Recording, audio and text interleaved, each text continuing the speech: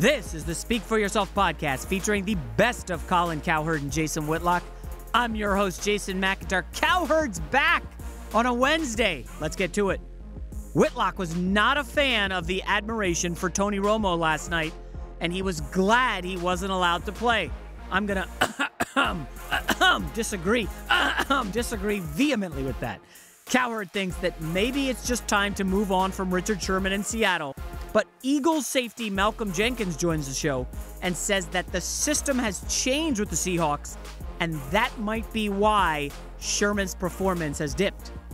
The host of the In the Zone podcast, Chris Broussard, I joined him on his podcast today. A lot of fun. Chris breaks down the career of Carmelo Anthony and compares him to Dominique Wilkins. That's not bad, Broussard. Former Browns coach Eric Mangini thinks that there's no question Colin Kaepernick will find a job after the dust settles. Ready for Speak For Yourself? Cowherd and Whitlock, take it away. Welcome to the show. We'll tell you why the biggest issue facing the NBA has to do with the Brooklyn Nets. And a current NFL star will tell us if Colin Kaepernick is being blackballed. Speak For Yourself starts right now. Boy, who's the current NFL star? Come on, Me? man. I'll tell you, he's not being blackballed. All right, hello and welcome. We're joined today by Fox NBA analyst Chris Broussard and longtime NBA vet Jim Jackson. Let's start in Dallas, where the Mavericks welcomed Tony Romo last night, letting the former Cowboys quarterback warm up with the team and sit on the bench for their home finale against Denver. Romo even jokingly tried to enter the game a couple of times. Here's Romo before the game. Thank you, guys. This is an honor that I could never dream of. It's a little embarrassing, but I tell you what, I'm a very lucky guy. Thank you, Dallas. I love you. Mark Cuban says he wanted Romo to play, but Adam Silver wouldn't allow it, explaining, quote, "I told Silver what I was going to do and said, fine me if you don't like it." But once he said the contract wasn't getting approved, then he kind of killed that. Colin, despite Silver's reservations, did you want to see the overhyped Romo play basketball? Yeah, but I'm a grown-up, and there's a lot of things. I wanted to see George Foreman take on a grizzly bear, but when you're a grown-up, you can't just allow your kids to do whatever they want. And if you run a league, it's not always just about what I won't allow. It's about I don't want to open certain doors. And there's about 6-7 teams in this league that are dying for attention. And you let Romo play. I got Kanye at small forward tomorrow in Brooklyn. So I think as a commissioner, you have to be sometimes the bad guy. No ice cream for breakfast. We can't have Tony Romo make everybody happy. You just got to say no to this stuff. Could you imagine if he had actually won a Super Bowl? I mean, if he had actually really accomplished something in the NFL worthy of this. He leaving right now. I mean, if he had actually accomplished, well, they would have let him work out with the cheerleaders. So you don't like the whole thing. You think it's just over the... It's local. He's not getting this type of love nationally. I get it in doubt. I actually liked what they did. I thought it was fun. It's great. You know, I know he wasn't a great player. He was very good, but he wasn't a great player.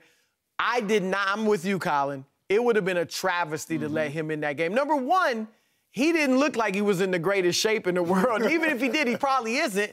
He could get hurt, number one. Or, playing against a clumsy basketball player, maybe another player gets hurt. Then what? And I also think it just would have cheapened the game. Yeah. You probably let him go take a jump shot. Now it's not. It's an exhibition. It's an exhibition. So I wouldn't have done it. I would have fouled him soon as he got in the game. I would have fouled him soon as he got in the game. Like Hacker Romo? Yeah. No, because I think it's a little bit disrespectful in regards to the Denver Nuggets. So you would have been bothered. Because it's more of a mockery of it. If you want to do something after the game for him. It's almost like, okay, Drake is the ambassador at Toronto Raptors. Okay, because he does so much, he represents Toronto. Now the last game of the season, you're going to let him suit up and play in the game. You just can't do that at the professional level. I don't think you can do it at the college level because it's a mockery to the team that you're playing. And I know it's the Dallas fans, but for the NBA, the product itself, I think, suffers. And like you said, if you do it once, every city that is struggling is going to figure out a way to boost up. It's like when Master P was out there trying out for Toronto. Now, he legitimately was trying out, but it still was a marketing stunt. I remember when I was a kid, I'm going really old school, that the only memory I have of Oscar Robertson was a game of horse. And it was sanctioned by the league. It was like one of these Saturday games. And Oscar Robertson played somebody, a lesser player, in a game of horse. And the lesser player spun the ball on his finger and hit it in. And Oscar wouldn't attempt it. And Oscar said, I think I don't remember what he said, but he said, I'm above doing trick shots. And I remember as a kid being like, oh, that's old and stuffy. But I get it now. And Because you're old and stuffy. I am old. But I do think the NBA, I think a lot of people in the stands think they could play in the NBA. All the time. All the time. And it's like Brian Scalabrine, people poke Brian. Brian once walked into some tournament. Do you remember this story? Yeah. And I don't remember it fully, but Brian walked into some, intramural tournament in college and literally beat the best players 44-0. This would push people to think, I can play, you can play. The NBA's amazing. Let's keep it that way. Yeah, I think I'm going to go again to we're making too much of Tony Romo. And if that's what Dallas wants to do, keep it out of the NBA. Don't let it besmirch a league that's already got questions about its regular season going on, and now you're going to cheapen it even further and turn it into the NBA All-Star Game. Somebody has to care about the actual product and the integrity of the game. Adam Silver here did the right thing. All right, welcome back. Joined by former NFL head coach Eric Mangini and Super Bowl champ, Eagles Pro Bowl safety Malcolm Jenkins on the show. Let's move to the NFL, where reportedly the Seahawks asking price for the talented Richard Sherman is dropping. When news first broke that Sherman was on the trading block, Seattle was looking for a good player and a high draft pick. But according to Mike Garafolo, they would now take just a first-rounder and a mid-round pick. All right, Whitlock, you surprised? The asking price for Richard Sherman is dropping. No, the only thing I'm surprised about is their enthusiasm, I think, for moving Richard Sherman appears to be growing. And I said previously on the show, I think these trade rumors were going to serve Richard Sherman well. He'll play with a chip on his shoulder. This guy is a guy that likes to be challenged. Now when I look at this level of enthusiasm, Seattle knows him best. And if they want to push him out, maybe they got the most information. They don't seem to be high on Richard Sherman. I'm a little bit worried. If I'm Seattle, why couldn't I look at it like this? So I draft Richard Sherman. We thought he was good. He was unbelievable. We got 6 years out of him. Okay, that's as good as you're going to do. I saw a stat today. Of the 760 players drafted in 2011, 2012, 2013, less than 17% are still with the team, meaning this is a transactional league. You get guys, you cross your fingers. If they hit for 6 years, and I mean, Richard was a grand slam. Now he's really expensive, a little more outspoken. Pigs get fed, hogs get slaughtered. Maybe it's just time to move him. Well, I think, though, really good corners are hard to find. So if you've got 6 years in him and you think he still can play at a high level, then you don't want to move on from that corner. To me, it's where's the relationship between Pete, the organization, and Richard at this point? Has it gotten to where there's too much water under the bridge and they have to move on, and that might be why the asking prices come down? I'd also think a great landing spot for him would be in Atlanta with Dan Quinn. That system, a coordinator who had him. If I see that trade take place, that to me makes a lot of sense. Look at that video, though, he and Pete. But that's Richard Sherman, though. You know, there are other players like that. We can show clips of every team with a guy like that. But when you talk about somebody... Are they as influential, though? He moves the locker room. Yeah. No, he definitely does. But I think you can't look at Seattle's success without Richard Sherman. Like, over this last 6 years... You can or can't? You cannot separate their success from Richard Sherman. He's a big part of that locker room and why that team is what it is. And when you look at his individual performance over the 6 years he's been in the league, he's been the same or has the same stats as Deion Sanders when it comes to production in this game. And so when you have somebody who's that productive, to be able to move him tells me it has nothing to do with what he's doing on the field or how much he's making. There's something where either you feel like you can get value, and we've seen Pete Carroll take his team of low draft pick guys and build them up and get production out of them. So I understand that there are those philosophies, and that's probably where he is.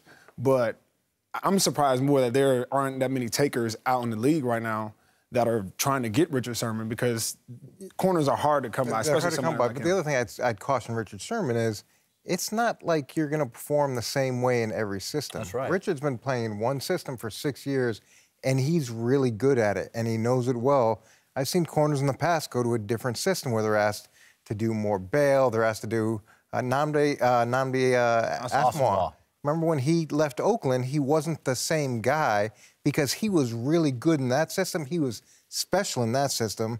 And when he had to do a lot of different things, he wasn't the same guy. So maybe it's good to stay married. And Richard, I mean, we know the NFL is that, not for long.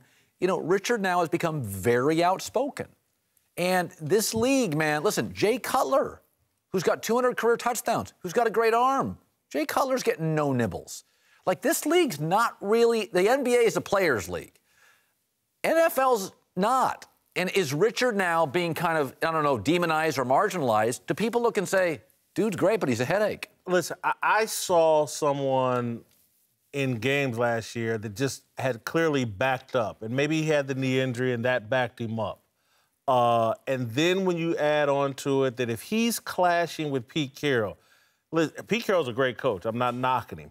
But I saw him with the Jets clash with James Hasty, older veteran guy in his prime. He came to Kansas City and had the best 3 or 4 year stretch of his entire career. And so Pete Carroll has a bit of a history. He's a defensive guy, and I think he clashes with defensive backs. Norm Chow started getting some love. Norm Chow disappeared.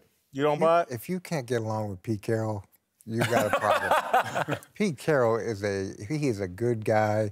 I don't think he's ever had a bad day. He's reasonable. Okay, but hold on. He lets guys, more so than I think 90% of the NFL coaches, he lets guys be who they are. He embraces that. Now, he demands competitiveness. He is unyielding on that. But in an environment which allows players to be who they are, that's Eric, when a guy like Malcolm Jenkins, 8th year, Richard Sherman, 6th or 7th year, there's a way they want to play. And sometimes, with James Hasty, I can remember we talked about this. Pete Carroll wanted to dictate to James Hasty how he played as a veteran player. He didn't want to do it. And Hasty just was like, man, I know what I'm doing. And he came to Kansas City and laid it down. I was like, no, I'm doing this.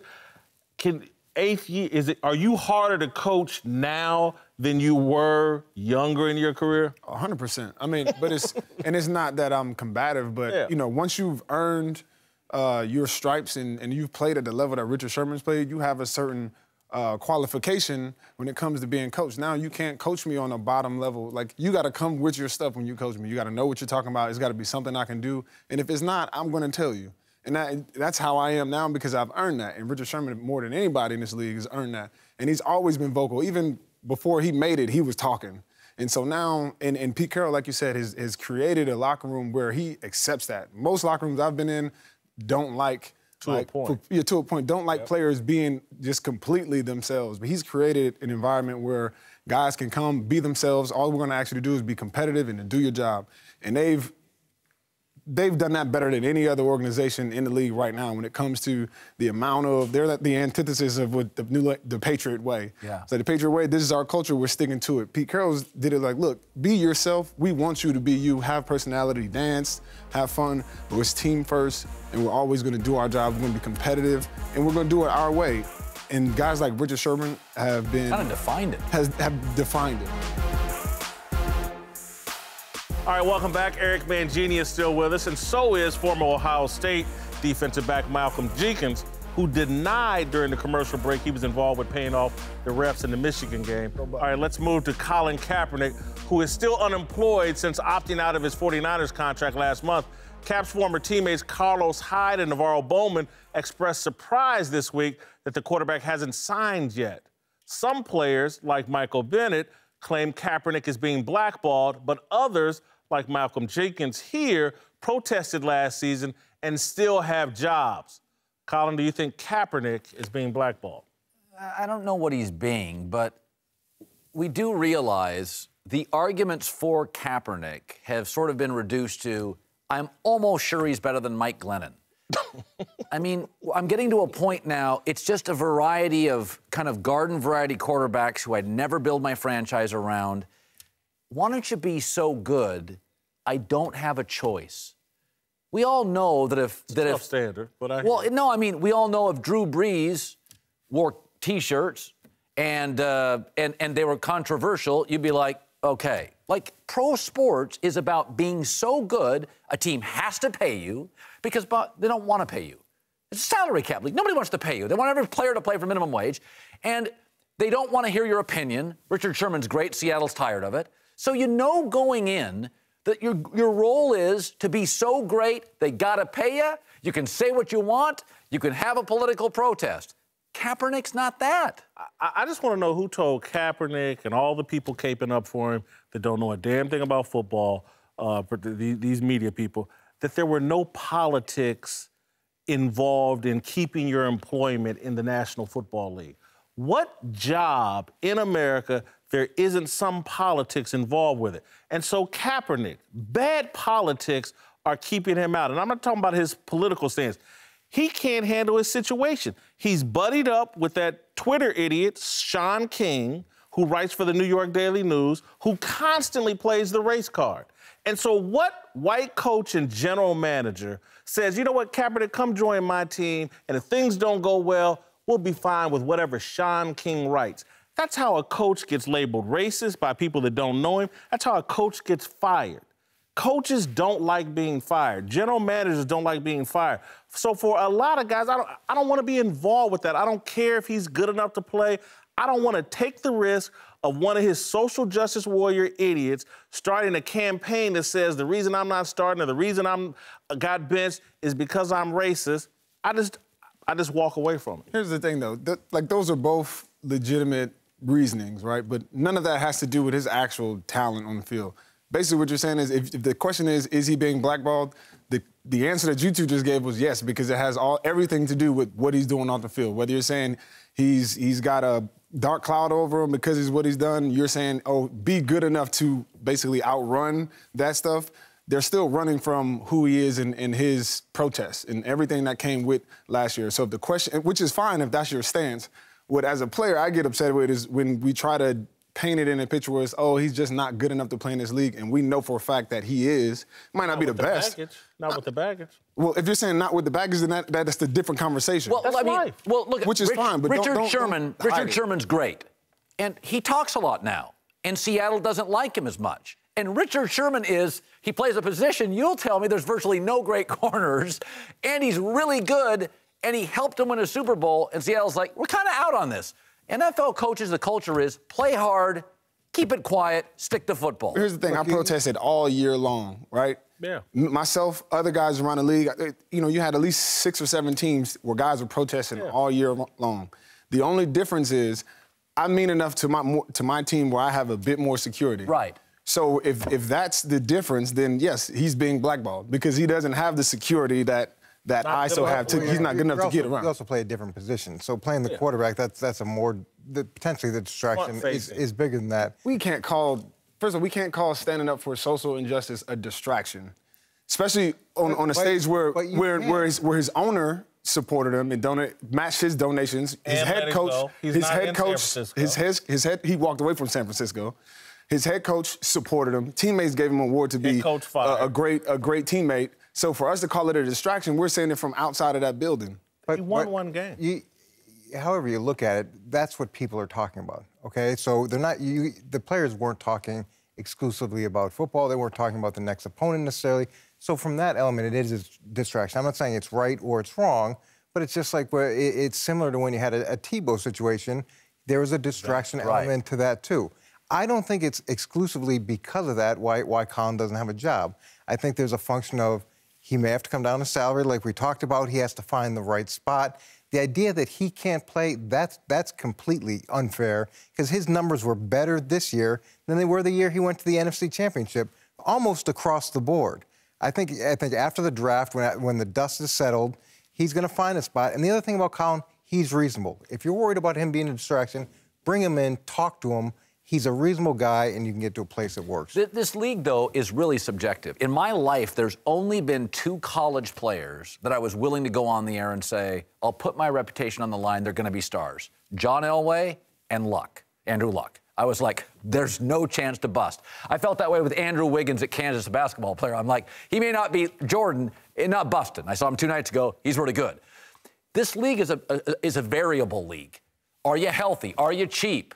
Are you a distraction? Are you not? So if you look at the history of this league, I just talked about the numbers earlier, you get drafted, you almost never stay with a team. Right. So teams are constantly in flux. It's transactional. And Kaepernick, I think there's a spot for him. Like Seattle's interesting because of the way they run. Dallas with Dak is kind of interesting. Carolina kind of works.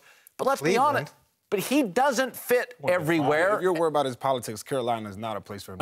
Yeah, that's true. I'm just system, quarterback, similar. Listen, since you mentioned Andrew Wiggins for no reason, I'm going to mention Jeff George. I saw the guy at 33 get run out of the league. He's still got more talent than Colin Kaepernick. It happens to everybody. If your distractions or the way you handle yourself makes the NFL uncomfortable, they will put you on the sidelines and move on from you. And in our culture in America, the professional athlete with the least leverage has always been football. Yeah. Gronk leaves the Patriots, they win a Super Bowl. The message is, you don't even need Gronk in this league. So if his friends aren't smart enough to tell him what we all just discussed here, that's on him. Welcome back. Jim Jackson, Chris Broussard are here. Let's move to New York, where Carmelo Anthony, my fave, is not expected to play in the Knicks season finale tonight, which could be his final game with the team if he decides to waive his no-trade clause this summer. Many expect him to do that. During his 6+ years in New York, Carmelo has gone from being considered one of the NBA's top stars to an outdated ISO player with an oversized contract. Completely fair. Whitlock, can Carmelo still save his rep? Well, listen, he can improve his rep, but he'll never reach the level we thought. We thought of Carmelo as a guy that would win an MVP award. Didn't happen. We thought of a guy, he won a championship at Syracuse. Certainly he would win an NBA championship. Didn't happen.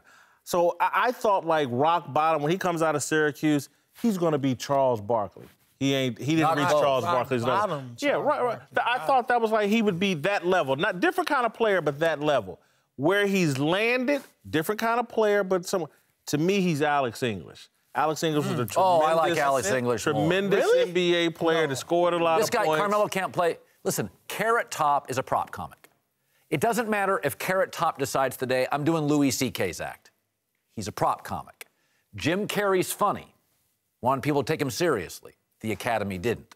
Like, it's been established. You do something for 15 years, this is what you are. People don't turn to Barkley now for analysis. When they turn on Charles, he's going to be funny. Rush Limbaugh's a conservative. So's Fox News. Like, once you do something for a decade and a half, this is now what you are. But I think what he is a Hall of Famer, clearly. I think he's like Dominique Wilkins. Yeah, Dominique. Oh. They both actually won three playoff series. Neek had the dunks, so that kind of made him an icon. But outside of that, I think similar level of player. Well, here's the thing, too. Carmelo, I think, got stuck in the situation where going to Denver, he was expected to raise the level of that franchise. He didn't do it.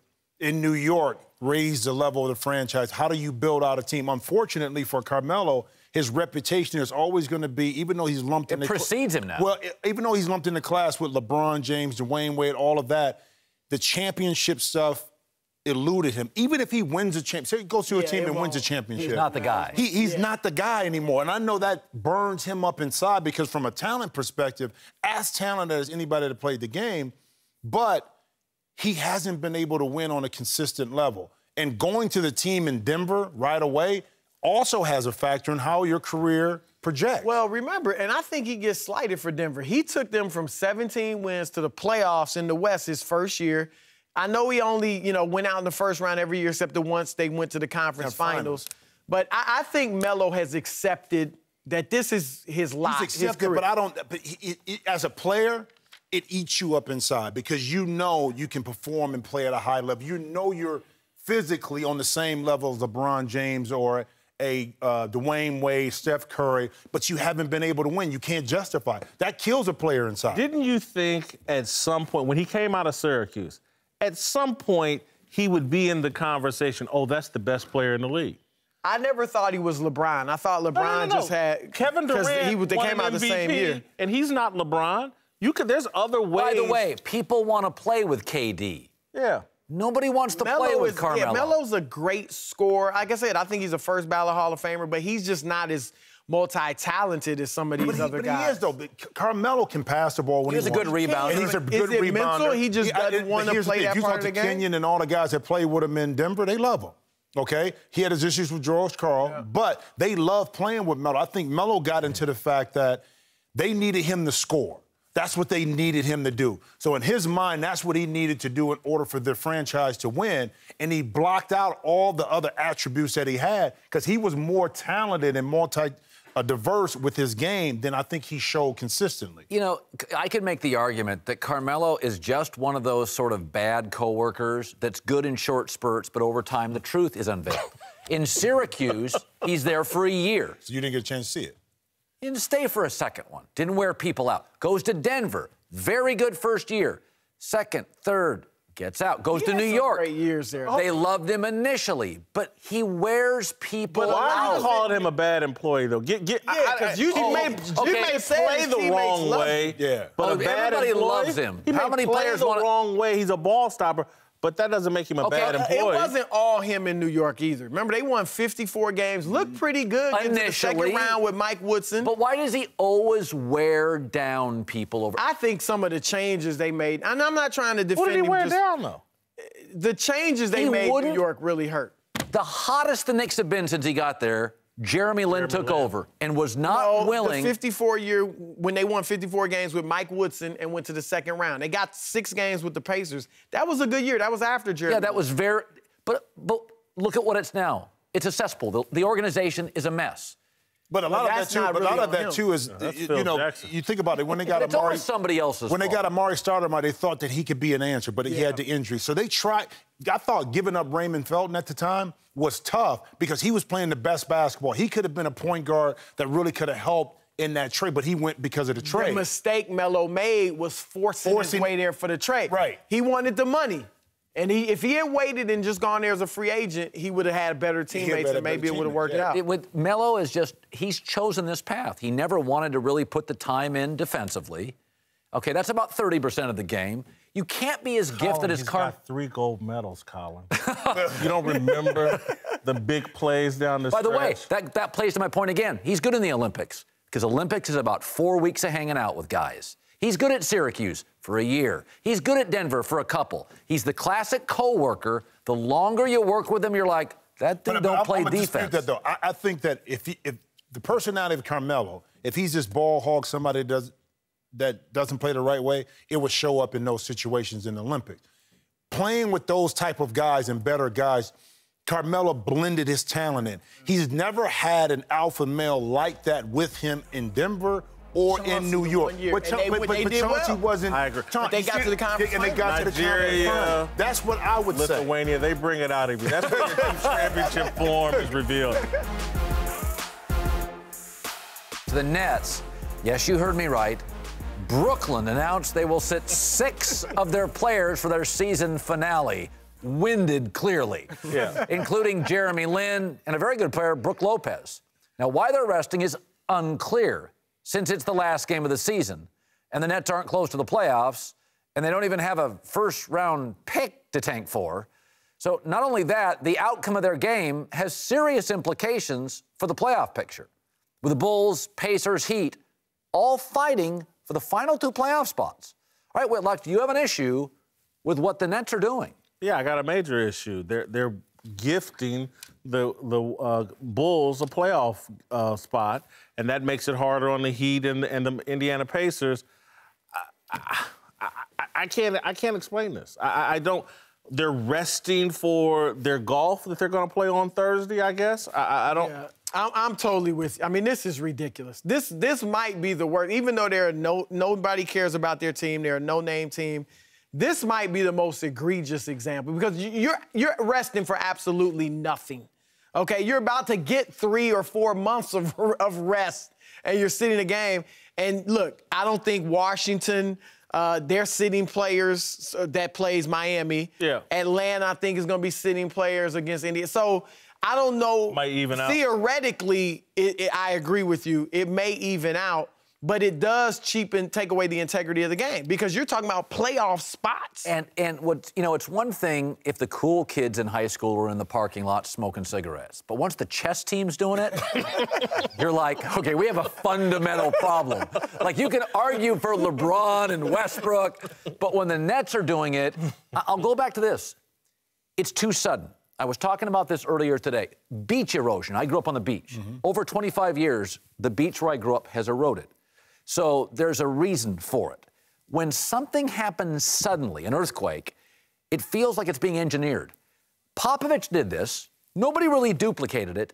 Now everybody's doing it. I want to know who's engineering it. I know it's not the owners, and I know it's not Adam Silver, and I know it's not the television partners. Is it coaches, LeBron? This is way.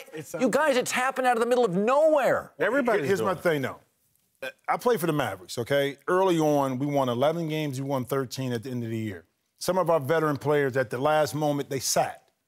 Brooklyn doesn't owe Miami, any of those teams, anything. Miami was 6-12 in October. That's their fault. They were 13-18 going from December to January. You win a couple more games, you're not in this position. They don't owe them that. If they choose to sit guys down and want to let other guys play for whatever reason, it's almost like Brooklyn was going through a 20-game losing streak, and now they play Miami. They say, what about the fans? Mickey Erickson, slide me a good one. What about the fans? What about them? There's absolutely no reason to go to that game. At this point, what do they owe?